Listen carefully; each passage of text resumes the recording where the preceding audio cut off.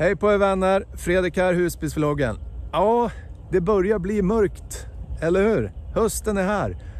Solen lyser inte som den brukar göra under hösten. Och när vi frikampar till exempel så har vi inte riktigt bra laddning eftersom vi inte kan fånga solen lika mycket som under sommaren.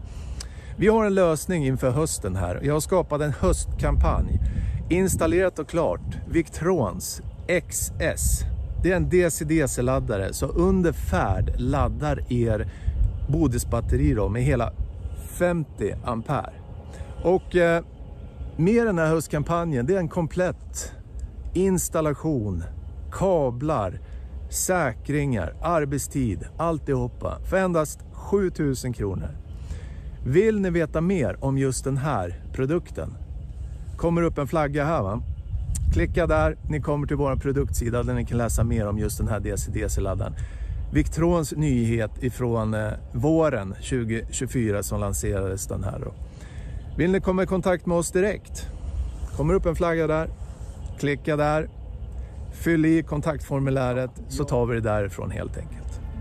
Höstkampanj, Husbilsvloggen, Orions DC-DC-laddare 50 ampere. Ha det gott, hej då! Destiny.